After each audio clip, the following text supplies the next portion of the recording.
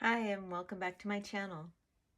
Today I'm working on another 3-card spread focusing on love, looking at the past, present, and what's moving forward to the future.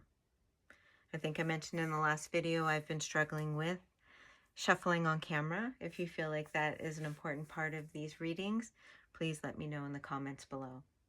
Today I'm using the Vision Tarot cards again. I really love these cards. It's a deck that's rooted in 15th century tarot card imagery, reinterpreted using modern photography, and it gives a very embodied contemporary feel. I like using it for love readings because it doesn't romanticize emotions. It shows love as a lived experience. As always, take what resonates here, and you can leave the rest behind. Let's take a look at the cards. So card number 1 in the past position is the Judgment card reversed. In a love context, this points to a moment or a period where clarity was delayed or avoided. Upright, Judgment is about reckoning, awakening, honest self-assessment. Reversed, it suggests resistance to that call. Not because the truth wasn't available, but because responding to it would have required change. As a past influence, this feels like love that stayed in limbo longer than it needed to. Conversations postponed, perhaps. Decisions deferred. Feeling recognized internally, but not acted upon. And over time, that postponement becomes its own choice. One that shapes how trust and hope are carried forward. In the present position, we have the Two of Wands reversed. Again, the use of different words on this card, connecting to the traditional version, so staves or batons. This card usually deals with vision, direction, and the courage to choose a path. Reversed, that energy turns inward and often stalls. In love, this suggests uncertainty about what comes next, even if the options are technically viable.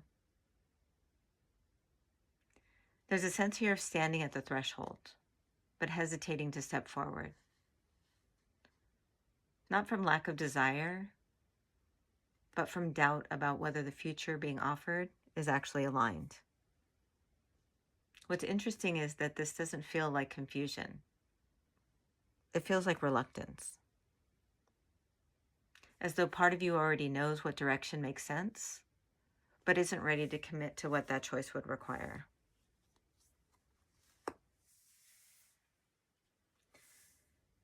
And card number 3, in the moving forward towards the future position, is reverse 10 of Cups. Upright, this card represents emotional fulfillment, harmony, and shared happiness. Reversed, it complicates that picture.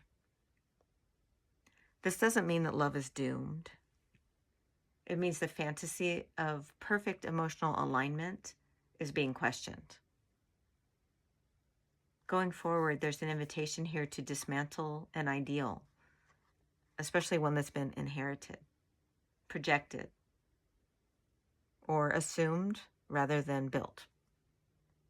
This card suggests that happiness, as it's been imagined, may not be attainable in the current form of this connection. And that's uncomfortable, but it can also be clarifying. So when we look at these cards together, these cards describe a love dynamic shaped by avoidance, hesitation, and unmet expectations. The past avoided a reckoning. The present hesitates at the point of choice. And the future asks whether the version of happiness being pursued is actually realistic or just familiar. What's striking is that all three cards are reversed. That suggests internal processing rather than external drama. This isn't about explosive endings or grand declarations. It's about quiet realizations that change how love is understood.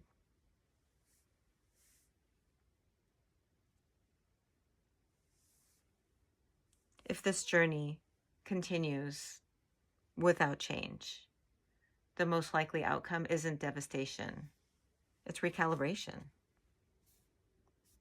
Expectations might soften, and the illusions might thin out a bit.